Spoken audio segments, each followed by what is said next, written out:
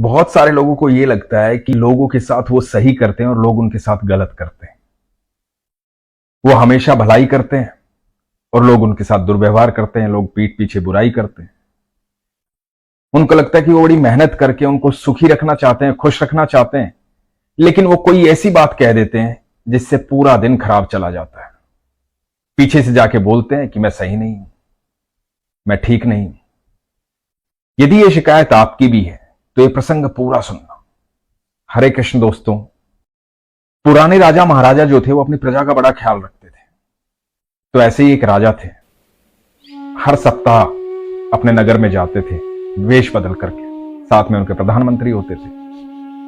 तो वेश बदल के जाते और देखते कि प्रजा में चल क्या रहा है, सब ठीक है कि नहीं है, सब सुखी है कि नहीं है, सब खुश है कि नहीं है। तो एक दिन ऐसे ही गए थे राजा और उनके प्रधानमंत्री। वेश बदल रखा था इसलिए लोग तो पहचानते नहीं थे। तो उन्होंने देखा कि नगर के बाजार में एक शव पड़ा हुआ और उसके आसपास कोई भी आदमी नहीं खड़ा हुआ। बड़ा अजीब लगा कि बाजार के बीचों बीच एक शव पड़ा हुआ है और कोई भी आदमी आसपास नहीं है। क्या कारण हो सकता है? ऐसा कौन सा कर्म इस व्यक्ति ने किया है कि लोग आसपास नहीं? तो लोगों से पूछते हैं कि कौन है ये, और आप लोग चुपचाप अपना काम कर रहे हैं, इस व्यक्ति के शव को इसके घर पर क्यों नहीं पहुंचा रहे हैं? तो कुछ लोग बताते हैं बड़ा ही दुराचारी है, व्यभिचारी है, इसके शव को कोई भी हाथ नहीं लगाएगा। तो राजा पूछते हैं कि क्या दुराचार किया, क्या व्यभिचार किया? तो लोग बोलते हैं कि शराबी है, बहुत शराब पीता है, व्यभिचारी है, वेश्या के पास जाता है। ऐसे व्यक्ति की समाज में कोई जगह नहीं, ऐसे व्यक्ति को हम पसंद नहीं करते, इसलिए कोई भी उसके शव को हाथ नहीं लगा रहा है। राजा को लगता है कि मेरे साम्राज्य का एक व्यक्ति मरने के बाद इस तरह से बाजार के बीचों बीच पड़ा है, कोई व्यक्ति हाथ नहीं लगा रहा है, ये तो बड़ी गलत बात है। चाहे वो व्यक्ति कैसा भी था और उसके कर्म कैसे भी थे, मृत्यु पश्चात तो सबको उसके किए कर्म भूल जाने चाहिए, उसका अंतिम संस्कार ढंग से करना चाहिए, क्योंकि ये हमारा कर्म है। उसके कर्म तो खत्म हो गए उसकी मृत्यु के साथ, लेकिन उसकी वजह से हम अपना कर्म क्यों बिगाड़ रहे हैं? ये तो गलत है। और अक्सर ऐसा होता है दोस्तों कि आपके अंदर वो लोग दोष निकालते हैं जो खुद दोषी होते हैं। बस उनके जो दोष होते हैं उनकी परिभाषाएं अलग होती हैं और आपके दोष की परिभाषा अलग होती है।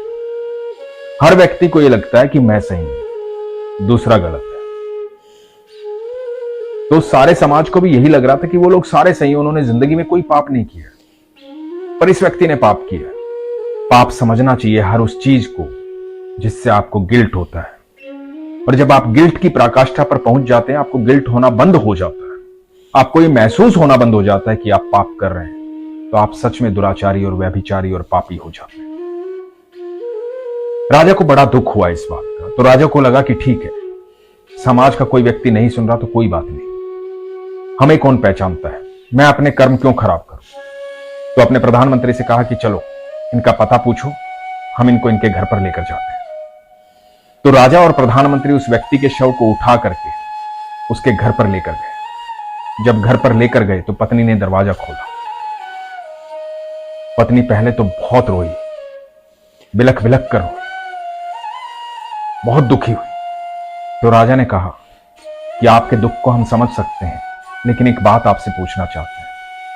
पत्नी ने कहा कि जी बोलिए। तो राजा ने कहा कि कोई भी व्यक्ति आपके पति के शव को हाथ नहीं लगाना चाहता था, कोई भी व्यक्ति इनके आसपास नहीं आना चाहता था। इनकी मृत्यु काफी देर पहले हो गई थी, हमें पता लगा तो हम उठा कर लाए। तो पत्नी ने कहा कि हां, मैं समझ सकती हूं, क्योंकि मेरे पति बहुत अच्छे इंसान थे, उन्होंने पूरी जिंदगी अच्छे कर्म किए, इसलिए कोई भी उनके नजदीक नहीं आना चाहता था, कोई भी उनके शव को उठाना नहीं चाहता था। राजा ने कहा कि सब लोग तो ये कह रहे थे कि ये दुराचारी है, व्यभिचारी है, और आप कह रहे हैं कि इन्होंने अच्छे कर्म किए थे। तो पत्नी ने बताया कि जी हां, मेरे पति के पास जब पैसे होते थे, ज्यादा पैसा कमाते थे, तो शराब की दुकान पर जाते थे, वहां से शराब खरीदते थे और ला करके नालियों में बहा देते थे। कहते थे कम से कम कुछ लोग तो कम पिएंगे, उन दिनों दोस्तों शराब का एक कोटा होता था, बड़ी लिमिटेड शराब आती थी, उतनी शराब आती थी, उतनी ही बेची जाती थी। तो ये व्यक्ति शराब ला करके नालियों में बहा देता था। इसको लगता था कि मैं शराब खरीद लाऊंगा तो कुछ लोग कम पिए। तो पत्नी ने बताया कि मेरे पति वेश्या के पास भी जाते थे, उसे जाकर के पैसे देकर आते थे, कहते थे कि आज के दिन की कमाई मैंने दे दी है, इसलिए अपने दरवाजे बंद कर लेना। हो सकता है कि कोई नया ग्राहक आना हो और वो दरवाजे बंद देखकर ना आए, वापस अपने घर लौट जाए, अपनी पत्नी के पास जाए और उन पैसों का सही इस्तेमाल करे, अपने परिवार के लिए इस्तेमाल करे, क्योंकि व्यक्ति का दिमाग पल भर के लिए खराब होता है। उस पल में यदि वो संभल जाए तो उसका जीवन बदल सकता है, और उसी पल में वो बिगड़ जाए तो उसका जीवन जीते जी नरक हो सकता है। कोई भी अच्छी या बुरी सोच पल भर के लिए आती है और पल भर में जीवन बदल जाती है।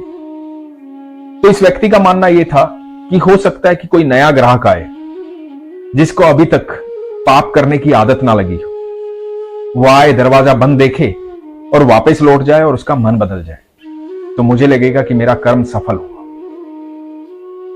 राजा ने ये दोनों बात सुनी। सुनकर राजा की आंखों में आंसू आ गए। पत्नी ने आगे कहा कि मैं उनको कहती थी कि अब लोग तुमसे नफरत करने लगे, लोग तुम्हें गलत बोलते हैं, लोगों को जाकर बताओ कि तुम ये कर्म करते हो। तो मेरे पति कहते थे कि मैं किस किस को जाके बताऊंगा कि मैं क्या करता हूं, और मुझे इन्हें क्यों दिखाना है। मैं जो कर्म करता हूं मेरा ईश्वर देख रहा है, वो हमेशा मेरे हर कर्म को देखता है, वो सबके कर्म को देखता है। तो मुझे इन लोगों से लेना देना क्या है, मुझे इन लोगों से वास्ता क्या है। मेरे साथ मेरा ईश्वर है, बस वही चाहिए मुझे। मेरे पति बोलते थे कि तू देखना, हो सकता है जब मैं दुनिया से जाऊं इनमें से कोई भी ना आए, लेकिन मुझे पूरा यकीन है कि मेरा अंतिम संस्कार राजकीय सम्मान के साथ होगा, क्योंकि मेरा ईश्वर मेरे हर कर्म देखता है और उसके यहां हमेशा न्याय होता है, कभी अन्याय नहीं होता है। इन लोगों को भी एक न एक दिन समझ में आ जाएगा कि मैं करता क्या हूं। राजा स्तब्ध रह गया, प्रधानमंत्री देखता रह गया कि यह व्यक्ति अद्भुत था, कमाल था, सच में ईश्वर का बंदा था। राजा ने अपना वेश बदला, दाढ़ी निकाली, मूछ निकाली और उसकी पत्नी को बोला कि आपका पति सही कहता था, मैं इस देश का राजा हूं और यह प्रधानमंत्री। आपके पति का अंतिम संस्कार राजकीय सम्मान के साथ होगा। उनके कर्म कोई देखे ना देखे, लेकिन ईश्वर देखता था, इसीलिए हम यहां आ पाए। ईश्वर सबके कर्म देखते हैं। और उस व्यक्ति का अंतिम संस्कार राजकीय सम्मान के साथ हुआ। वही लोग जो नफरत करते थे वही उसकी जय जयकार कर रहे थे। दोस्तों, आप सिर्फ अपने कर्म पे ध्यान दो। किसी के बारे में बुरा बोल के अपना कर्म क्यों बिगाड़ते हो? किसी के लिए गलत करके अपना कर्म क्यों बिगाड़ते हो? क्योंकि आप इस बात से बिल्कुल भी अनभिज्ञ नहीं है कि आपके कर्म को ईश्वर नहीं देख रहा है। आप जानते हैं ईश्वर आपके हर कर्म को देख रहा है। जब आप ये जानते हैं तो आपको गलत कर्म करना ही क्यों है? लोग आपको गालियां देंगे, मारेंगे, गुस्सा करेंगे, कुछ भी करेंगे, वो उनके कर्म है।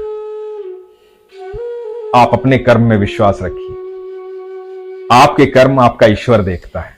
आज नहीं तो कल, कल नहीं तो परसों सबको समझ में आ जाएगा कि आप कौन है। हमें किसी को कुछ समझाने की जरूरत नहीं है, किसी को सफाई देने की जरूरत नहीं है कि हम सही है या गलत है। हमें किसी से ये बताने की जरूरत नहीं है कि मैंने तुम्हारे लिए ये किया है, ये किया है, ये किया है। कोई जरूरत नहीं है। सिर्फ अपने कर्म पर, अपनी ईमानदारी पर ध्यान दें। ठाकुर सबको देख रहे हैं, ईश्वर सबको जानते हैं कि आपके किए हुए कर्म एक दिन सबको दिखाई देंगे। हमेशा निश्चिंत रहें, खुश रहें, प्रसन्न रहें, और आप जो करते आए हैं ना, दूसरों को खुश, दूसरों को सुखी, दूसरों की भलाई, वो निरंतर करते रहें। सच बता रहा हूं, आप जो खजाना जोड़ रहे हैं वो इतना बड़ा हो जाएगा, इतना बड़ा हो जाएगा कि आपके कर्मों का हिसाब इतना प्यारा होगा, इतना खूबसूरत होगा कि आपके जीवन में आपको ये महसूस होगा, आभास होगा कि आप साधारण नहीं हैं। धीरे धीरे आप असाधारण हो जाएंगे, आप ईश्वर के बच्चे हो जाएंगे, ईश्वर के करीब चले जाएंगे। आपको दुनिया का ख्याल इसलिए रखना है क्योंकि आपको हमेशा यह आभास होना चाहिए कि ये दुनिया आपके पिता ने बनाई है, ईश्वर ने बनाई है, पूरी दुनिया मेरी है। हमेशा अपने विश्वास को मजबूत रखें, अपना ख्याल रखें। हरे कृष्ण।